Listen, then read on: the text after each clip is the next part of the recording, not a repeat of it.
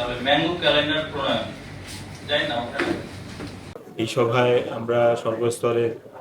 প্রতিনিধি যারা আছেন আমের স্টেক হোল্ডার তাদের সকলের মতামত আমরা শুনেছি এবং সেখানে আমরা যে বিষয়টি মতামতটা মোটামুটি প্রায় ঐক্যমতের মতোই যেটা আমরা পেয়েছি যে চাঁপাইনবাবগঞ্জে যেহেতু সকল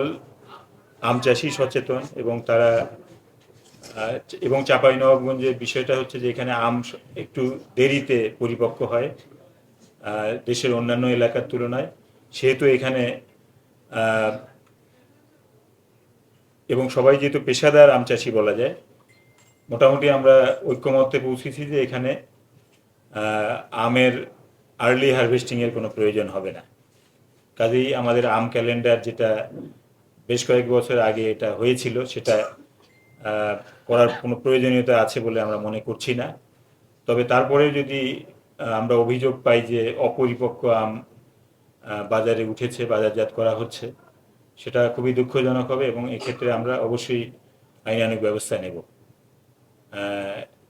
যে ধরনের আইনানুগ ব্যবস্থা গ্রহণ করা প্রয়োজন আমরা সেটি গ্রহণ করব। আর যে বিষয়টি নিয়ে আপনাদের কারো কারো উদ্বেগ আমরা দেখেছি সেটা হচ্ছে যে বিশেষ করে পরিমাপের ক্ষেত্রে পরিমাপের বিষয়টা আমরাও কনসার্ন আছি এবং এই বিষয়টা আমরাও চাই যে মেট্রিক পদ্ধতিটা যেন এখানে প্রচলিত থাকে। তবে এই বিষয়টা যেহেতু শুধুমাত্র চাঁপাইনবাবগঞ্জের একার ক্ষেত্রে এটা প্রযোজ্য নয়, এটা একটা মার্কেটিং বিজনেসের বিষয় আছে, সেহেতু এই বিষয়টা নিয়ে আমাদের আশেপাশে যে ম্যাঙ্গো প্রডিউসিং যে ডিস্ট্রিক্টগুলি আছে সেখানে যেন একটা সুসমন্বয় থাকে এবং একটা যেন ইউনিফাইড যেন একটা সিস্টেম চালু হয় পরিমাপের ক্ষেত্রে। এই বিষয়টা নিয়ে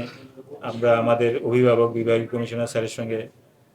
আমরা কথা বলবো এবং স্যারের উদ্যোগে গতবারের ন্যায়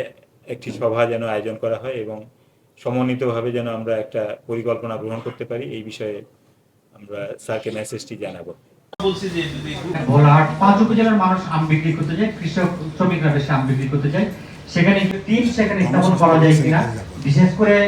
আম মৌসুমে অল্প কয়েকদিনের জন্য কত পুষ্পমঞ্জরি কখন বের হয়েছিল, ফল ধারণের সময়টা কখন, আবহাওয়াগত অবস্থা